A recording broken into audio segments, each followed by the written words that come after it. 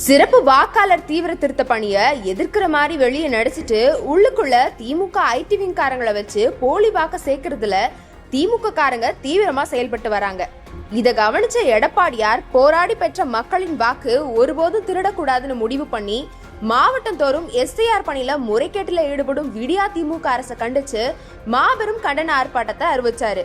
அதன்படி சென்னை ராஜரத்னம் ஸ்டேடியம் அருகே அதிமுக முன்னாள் அமைச்சர் ஜெயக்குமார் தலைமையில திமுக அரசுக்கு எதிராக சென்னை மாநகரமே அதிர்ந்து போற அளவுக்கு மாபெரும் கண்டன ஆர்ப்பாட்டம் நடைபெற்றுச்சு.